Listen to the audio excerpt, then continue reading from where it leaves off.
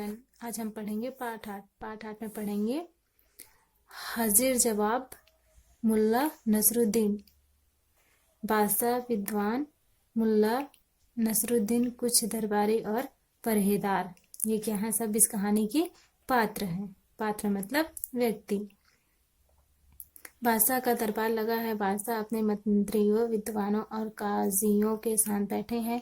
दरबार में चीन से दाढ़ी वाले एक विद्वान आए हैं। विद्वान झुककर सलाम करते हुए, बादशाह सलामत, मैं चीन से आया हूँ। मैंने अपने दरबारियों की बुद्धिमत्ता के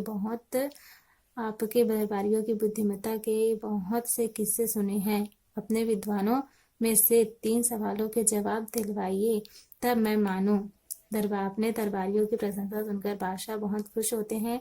बादशाह मोहन के लिए बनी गद्दी की ओर इशारा करते हुए, हाँ हाँ जरूर, तशरीफ रखिए, फिर प्रश्न कीजिए। विद्वान, सज्जनों, आप लोग ध्यान से सुनिए। मेरे सवाल हैं, पृथ्वी का केंद्र बिंदु कहाँ है? आसमान में कुल कितने तारे हैं? मेरी दाढ़ी में कितने बाल हैं?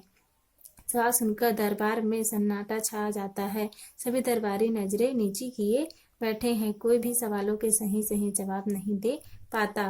विद्वान हैरानी से, अरे यह तो सभी चुप हैं। बादशाह सलामत, क्या आपके दरबार में मुझे सवालों के जवाब नहीं मिल पाएंगे? बादशाह सिर हिलाते हुए, नहीं नहीं, आपके सवालों के जवाब जरूर मिलेंगे। हम अभी मुल्ला नसरुद्दीन को दरबार में बुलाते हैं।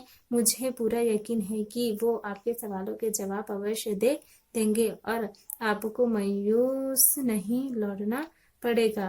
पहरेदारों को हुक्म देते हुए मुल्ला नसरुद्दीन को दरबार में हाजिर किया जाए। पहरेदार झुककर जो हुक्म जहांपना।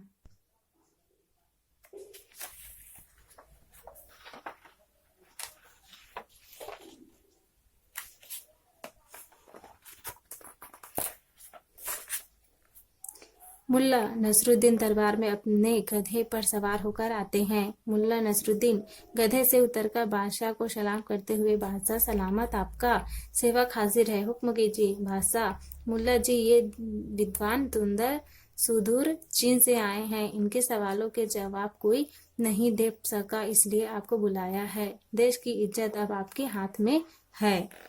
मुल्ला नसरुद्दीन विद्वान की ओर देखकर, विद्वान महोदय, अपना पहला सवाल कीजिए।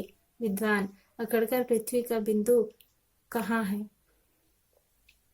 मुल्ला नसरुद्दीन अपने हाथ की लाठी को गधे के दोनों ओर घुमाते हैं।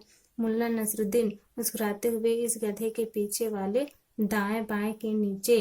विद्वान भौहें चढ़ाते हुए, पर इसका क्या सबूत है? मुल्ला नसरुद्दीन विद्वान की आंखों में आंखें डालकर, विश्वास न हो तो मंगवाइए गज और आप खुद पृथ्वी के दोनों सिरों को नापकर देख लीजिए।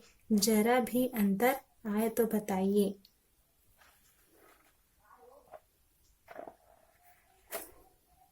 विद्वान कपकपाते हुए, अच्छा ठीक है, अब मेरा दूसरा सवाल सुनो।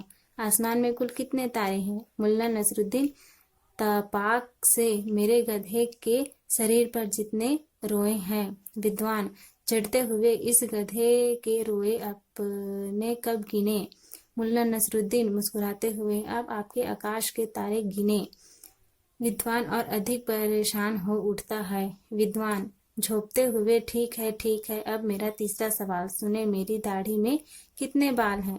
मुल्ला नसरुद्दीन पलके झुकाते हुए, यह तो एकदम आसान सवाल है।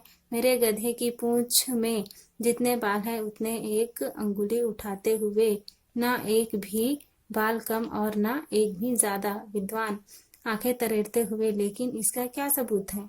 मुल्ला नसरुद्दीन विद्वान के एकदम पास आकर, उसको साबित करना हो तो मैं आपकी दाढ़ी और गधे की पूंछ से एक एक बाल उखाड़ना शुरू करूंगा।